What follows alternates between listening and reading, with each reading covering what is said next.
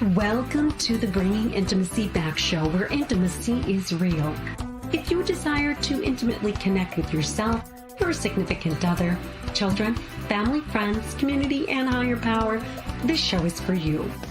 We explore intimate topics, inspiring life stories, spirituality, and insightful tips on strengthening relationships.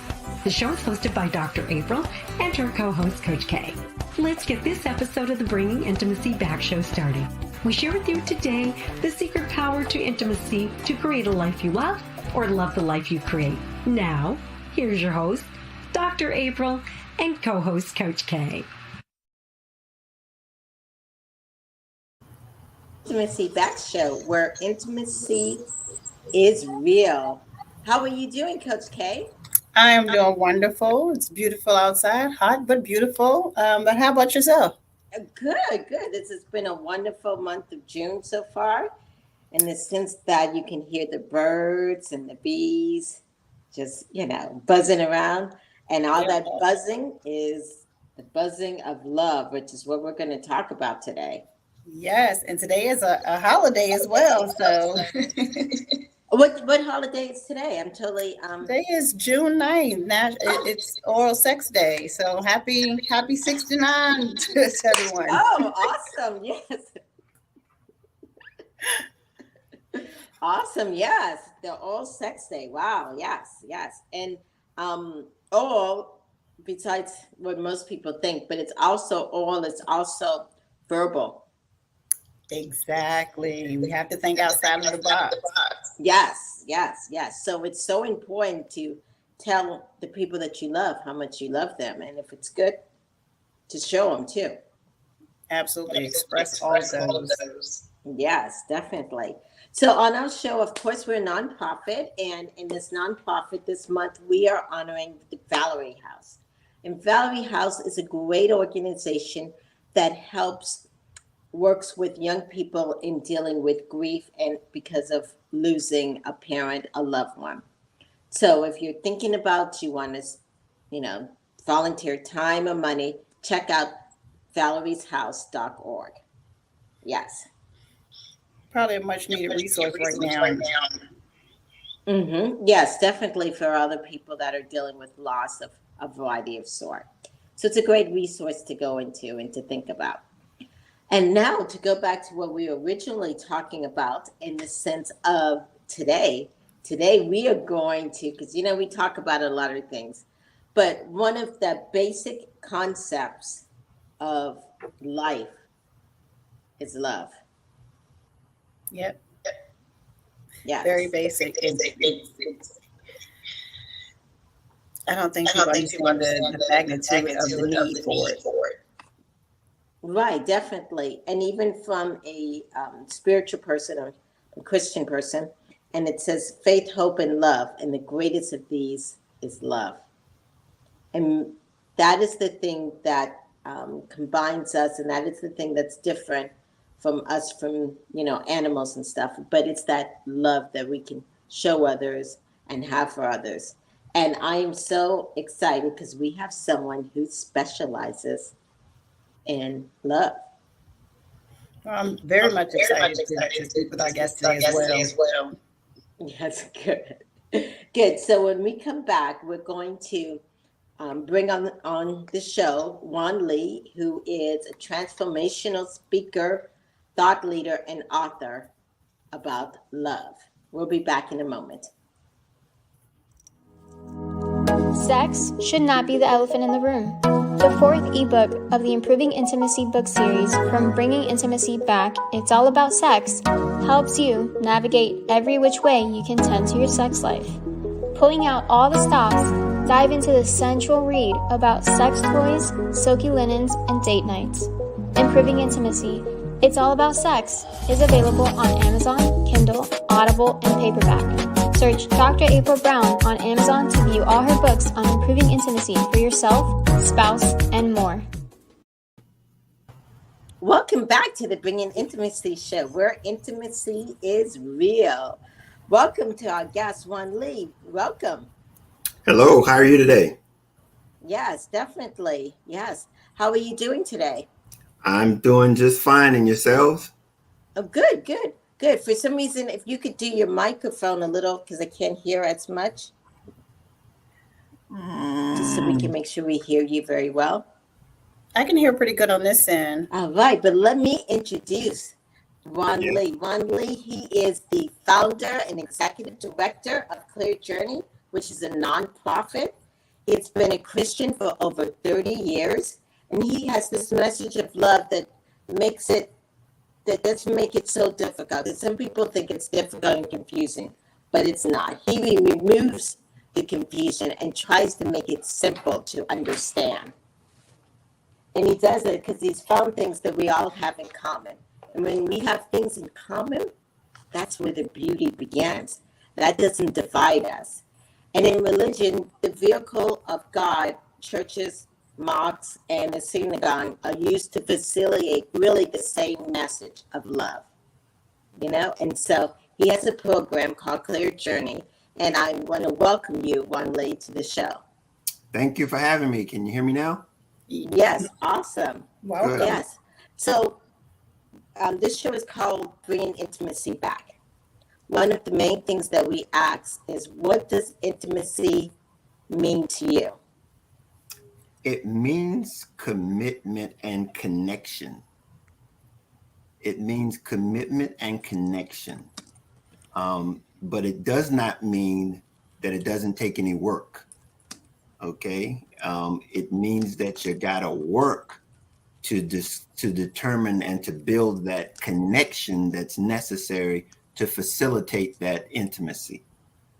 And that starts on the inside of each individual, and it allows you to be able to develop yourself to the point where you would have that uniqueness and that originality to present to someone to connect with. And that is what intimacy means to me. Okay.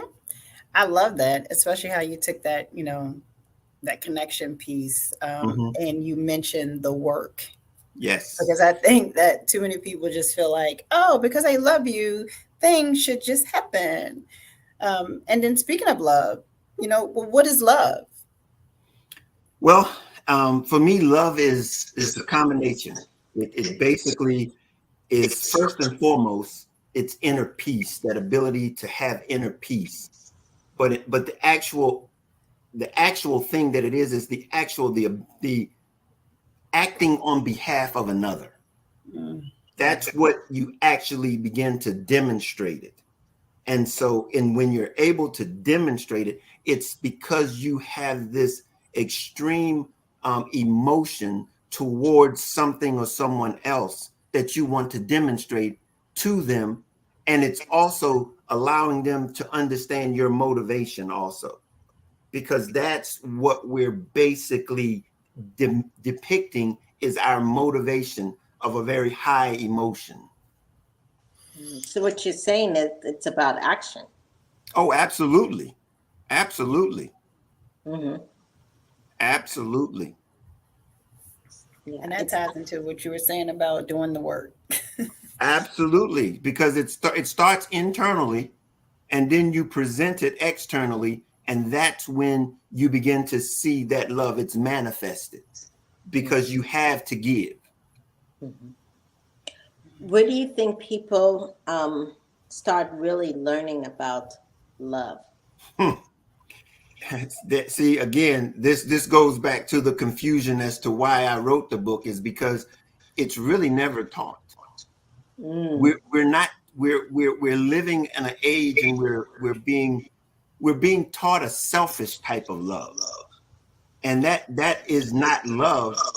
That's a motivation that we've basically determined, and we use love as a cover-up, as that catch-all, because it's a high emotion that I'm going to demonstrate for my own good. Mm-hmm. Right. I definitely agree with you that we're not taught love. Sometimes we're shown love, and sometimes we're not. But no one really teaches us, hey, this, yes. Mm-hmm. Yeah, and therein lies the confusion. Right. At what age should people start teaching about love? You know, it's never too early, to be honest with you. Because when you understand what it takes, you cannot learn it too soon. The family nucleus is where you begin to nurture that. And that's, you know, you use the example of a parent to a child, how a parent cares and shows their love for the child, and allow the child to begin to emulate that same thing, because it's coming from someone who cares for them without any negative or without anything in return, looking for anything in return. Yeah. I think also kind of what you were saying is that early childhood and kind of childhood is what you're talking about. You know what I'm saying? Yeah. And in all honesty, when I do a lot of couples counseling, we start back there sometimes because that's the foundation. Absolutely. One of the things that I share with people is that when we get and we come into this context of understanding what love is, it requires us to do some self-reflection. And in doing that, we have to do some deprogramming. We've got to look into some self. We got to look at ourselves in a way and say, okay, why did I do what I do? What caused me to say what I said? What made me do what I did? And be extremely honest with yourself. And that's where, you know, my book is called Love Made Simple, but it's not easy to begin to correct yourself when all you know is what you've learned. And when you challenge yourself, it's not easy. You know, self-correction is probably one of the hardest things, because no one is going to be looking over your shoulder to try to invalidate the fact that this is something that you and you alone have to deal with, or even know, because it's at that deep part where you got to dig to find out, this is where this came from. This is why I do this. And this doesn't have a positive response. This doesn't have a positive result on where I'm trying to go. Yeah, I totally agree with that, which is why I'm huge on, you really can't trust or care for or love someone else until you do those things for yourself. So holding yourself accountable can be difficult. Absolutely. I mean, but that's the challenge, because we've got to begin because here's the point. Self-correction is probably harder than someone else bringing it to your attention. But the fact is that many of us we're not receptive when people bring it to our attention, because we're defensive as to who we are. It's how we've gotten to the point where we are, and we are defending it. But so when we begin to do self-analysis, we're able to look in and say, okay, I can be objective and know that it's true. When should people, so I know you're saying this, but I think sometimes people have to realize when they need to do some self-reflection. So what does it look like when you're not self-reflecting? Well, the biggest thing is that being selfish, when you can recognize that you're being selfish, and that's not easy, because we have this self-preservation. We have this thing of what's in it for me. And see, the premise behind love is that love is greater. It's the system for humanity. And it's the ability for us to act on behalf of another. And we're all a part of humanity.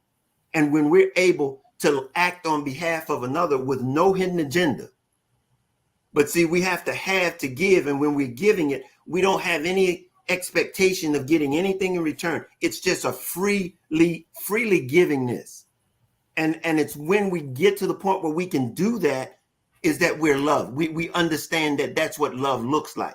But when we're all heaping things on ourselves, is what we're looking to try to defend and try to gain and gather stuff for ourselves, that's a good sign that we realize that we're in it for ourselves and we're not really loving. We're basically heaping things on ourselves because it makes us feel good.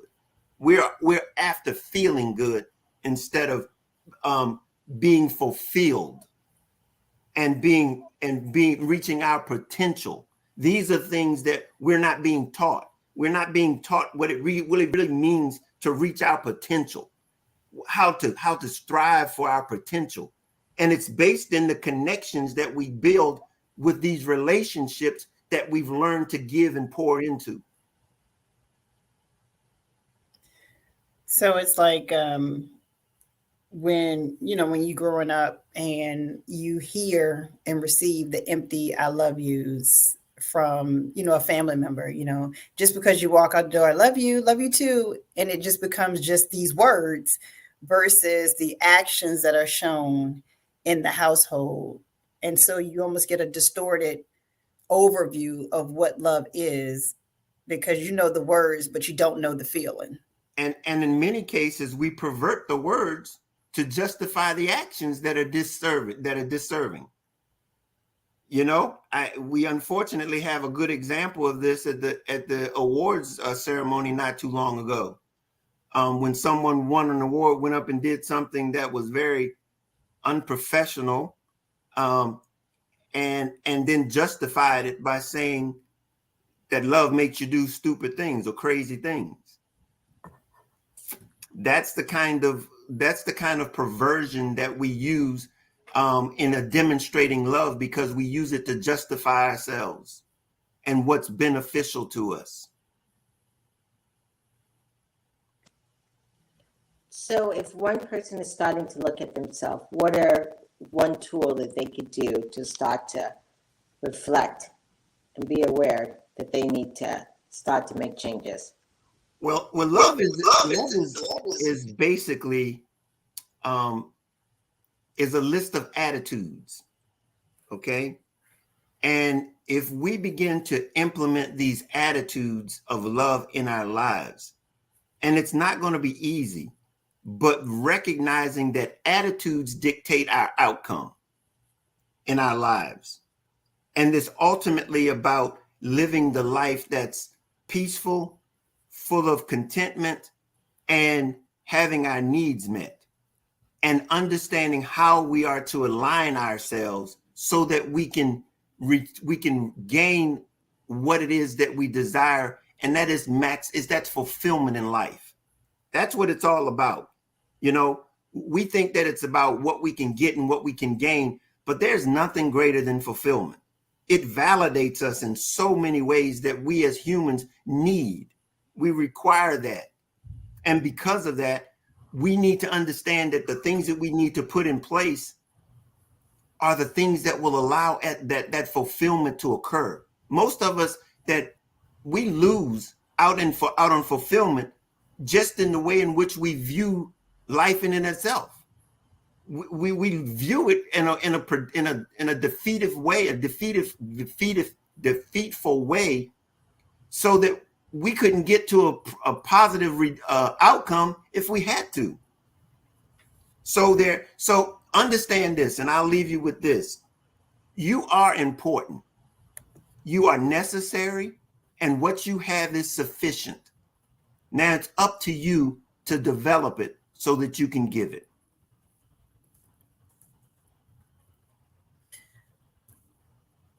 I love that whole thing. And listening to what you're saying, it really reminds me of just somebody that's really close to me, and she will give to anyone. If someone needs, she gives and gives and gives. But when I look at her, I can see the unfulfillment in her eyes. She does not ask or require of anyone the things that she gives, because in the era that she was brought up in, it was, you make sure that everyone else is pretty much satisfied, and self-love wasn't really promoted or taught. And so that's another, imbalance, just like you were talking about that distortion. That's another imbalance. And where I think the shift of selfishness gets misconstrued just a little bit of, it's okay to have self-love, and you can do that without being like Selfish. selfish in a mean or ill way. It's very important to understand that self-love precedes being able to love anyone else. Okay? Because you have to have before you can give. You cannot give what you don't have. And when you get in the positions of giving things that other people require of you, and it's not yours to give, you're giving from a negative perspective, and that's not what we're intending to do. We're not to be a mat for somebody else's benefits. Okay, so it's only as we have to give that we give, and that's why it's so important that love first illuminates these gifts on the inside of us that are abundant. Mm-hmm. They're not like you can take. It's like trying to take water out of wet. You can't do it. You know, it's what you are. And when you're able to give what you are, who you are, it brings you fulfillment because no one else has what you have to offer. Yeah, absolutely. And what is she, mid-60s? And she's getting to that place where she's learning that slowly, that, no is not mean if you're saying yes to you for a reason. Absolutely not. And that's why I'm saying to understand that we cannot give what we do not have. Mm-hmm. Okay. And if what we have is not for us to give, it's not for us to give. I mean, we've got to understand that.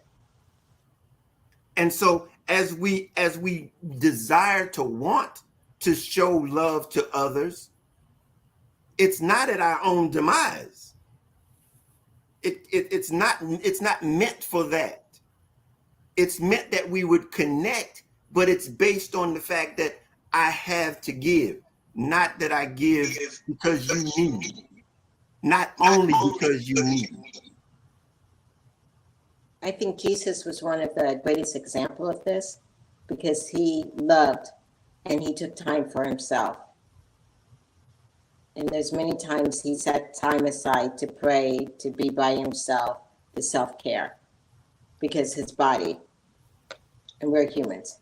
You're absolutely right in the sense that he basically knew that what the requirements were to give were extreme. Okay? Mm-hmm. It was extreme. And to be able to be strong enough to give that which was going to be the ultimate thing, that he had to be strong and well able to give that which would, and he had to have what it would take to give it. One of the primary attitudes for love is sacrifice. And when you're able to understand sacrifice to the point where you know that you have to give, no matter what it is, that's where fulfillment comes in giving. And it's only because you have it that you can give it. And it's only because you've built up and you've gotten the nourishment and the all of the things that you need to be able to give. That's why it's so good to give, because you have it. It does nothing good and rot in your pocket, or to have something that just because you had it, what did you do with it? What was it? How did it benefit anything or anybody? And that's inclusive of knowledge. Absolutely. Absolutely. I mean, let's take that one step further, because the purpose of love is to protect and preserve humanity. And you and I have the opportunity in this dispensation to invest into humanity for the next generation. That's this cycle called humanity. It goes from generation to generation, and in only the present are we able to invest into humanity. And there is what we're here to do, is to invest into humanity. One of your basic concepts about humanity is that we are all similar in some ways. That's the connection that we all have, no matter where you are on this globe. Yeah.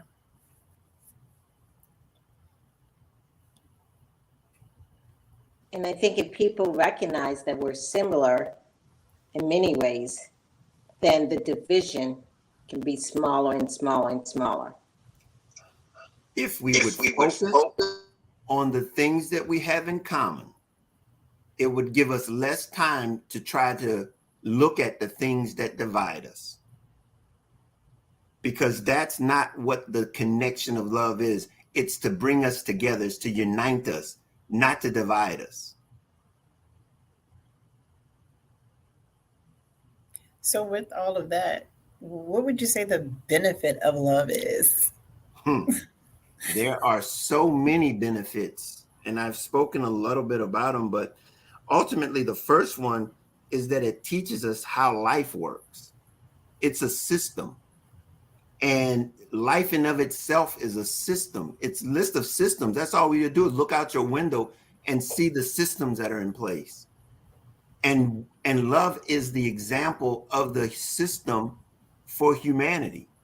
It basically connects generation to generation, just as the seasons connect, us together from fall, spring, summer, and winter. They connect. That system connects the seasons together, and we as humans connect generations through love based on, our investment into humanity. And then again, it allows us to teaches us about ourselves. It allows us to develop ourselves. It teaches us about ourselves, which is so very important, because it allows us to look humbly, objective, into ourselves and say, okay, what is it that, show me. I need to see me, and then it helps us to connect with other people. And this is where we talk about intimacy. If we don't do that part about finding out who we are, we struggle with connecting with people. Yeah. Because we end up putting ourselves in places that we really ought not be, connected to people that we shouldn't be connected to. And then time will determine and show itself to be that we shouldn't have been, because we didn't do the work in the front end. It will play itself out in the back end. And all of the damage and hurt and the pain as a result, that's some of the things that we learn to be able to find out how to establish those relationships. And ultimately, it allows us to see opportunities that we would not have otherwise seen, because of the relationships that we would have forged, because we saw value in people that we would have allowed ourselves be open to. One of the three characteristics of love is that first and foremost, it's a chameleon. It adapts to anything. It will allow itself to blend in and adapt, and in doing so, it will establish a success, the possibility for success for all of us, for everybody. So because there is no you and me and them, it's all of us as one. It's one tapestry. It blends in. And then it's a conduit. It allows us to flow our gifts back and forth to one another without ever having to need or to think that I have any hidden agendas. It's just this freeness to be able to share with one another. And then the ultimate one is the third one, is that love is a choice. Is that each and every one of us has the opportunity to engage in this thing called love on behalf of another. It is no one has a corner on that market. No one can stop you from loving.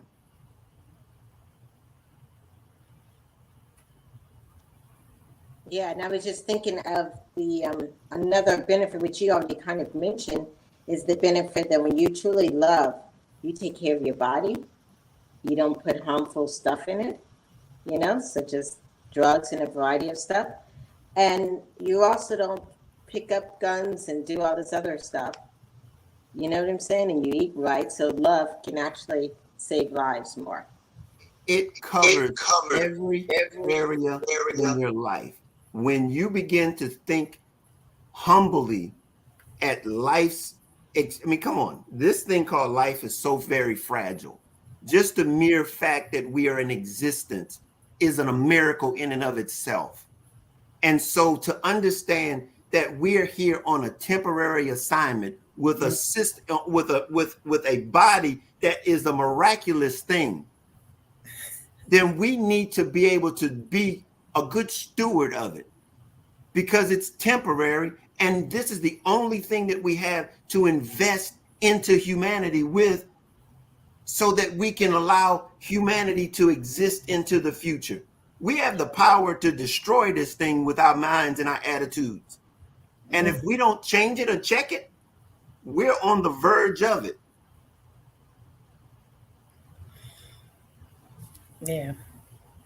You spoke a mouthful there, because just thinking about just the miraculousness of just us as humans. Absolutely. Yeah. Well, I know that you talked about a little bit about, you have a book, and I think you have some other things that are coming up, for our audience. Can you just let us know a little bit about that and how we can find you? Because I know that people love to know more about you. Absolutely. Actually, like I said, I'm the founder and the executive director of a nonprofit called Clear Journey, where we demonstrate love through education and empowerment to change lives. And what we do is we take and we make it's about the application of love. And one of the areas in which we do is that we have a financial literacy program. It's called Life and Money. And basically we show how life and money has a connection, that if we don't understand the value and how life works, we won't know how to manage our finances to get us to those goals that we desire in life. Mm-hmm. And so we have one of those programs, that program coming up. It's going to be a webinar, going to be online on June 15th, a week from tomorrow, as a matter of fact, that people can come and go to clearjourney.org and go to events and register. It's free to come out and see if there's something that maybe can help you navigate life in your financial life, your financial life. So I'm there. We're there. We also have other programs that we're going to be rolling out where it has to do with navigating life challenges, building relationships. All of these things are about practical applications in life. Love has the ability and has what we need to navigate life. And so what we're doing is trying to make it practical so people can, not take the confusion out of it and make it real. And that's what Clear Journey is all about. I'm also on all of the social medias. Facebook, Juan Lee Author is the Facebook, and I'm on Instagram at Juan Lee Author. I'm also on Clubhouse on Thursdays at 1:00. It's called the Agape Love Room. Okay. I have a co-host that we're on there. That's about it. I'm also in the process of putting together a program. It's going to be a program basically about life, where it's going to be a self-paced program that you can learn these attitudes and principles for yourself, so that you can navigate life successfully. Well, I thank you, and I know Dr. April thanks you for being a part of this show. We always, love having amazing guests and all about love, especially on this holiday. Oh no, yeah, I heard about the holiday. So how we can express that love verbally. So thank you again for being a guest on the show and letting us know how we can connect with you more. We will take a quick break and then we'll be back with Bringing Intimacy Back, where intimacy is real. Thank you. Renew your connection and your love in beautiful Costa Rica. We'll make sure it happens. Vacation Counseling provides intimate couples retreats, including one-on-one counseling, yoga, and nature outings to help you and your partner rekindle the passion. Our experienced team of counselors works with one couple at a time to improve intimacy, communication, and more. Enroll now at vacationcounseling.com.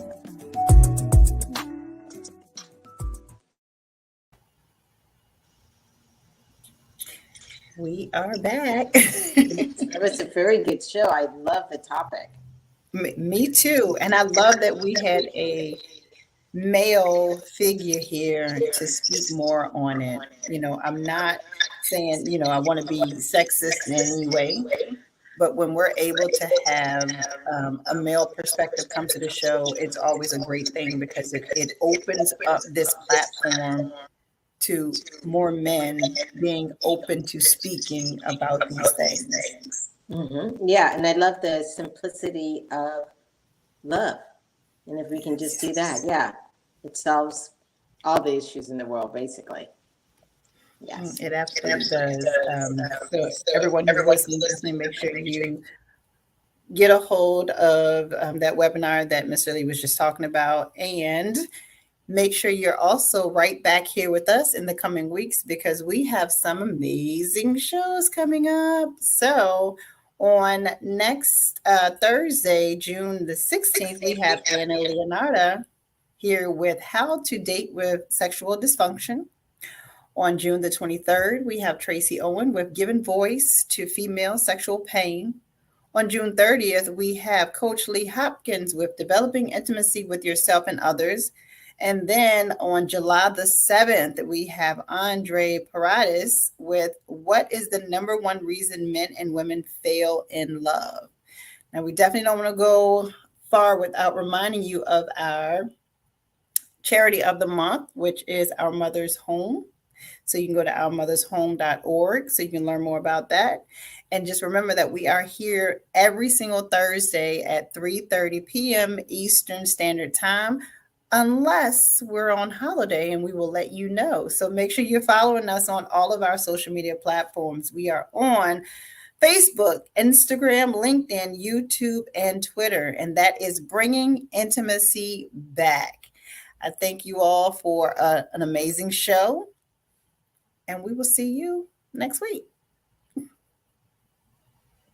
Thank you for listening to today's episode of Bringing Intimacy Back. We hope you enjoyed it. You can also find us at bringingintimacyback.com and Facebook, Instagram, LinkedIn, YouTube, or Twitter. Dr. April Brown's 5-book series, Improving Intimacy, is now on Amazon, available in Kindle, Audible, or paperback. We'll see you next Thursday live at 3:30 p.m.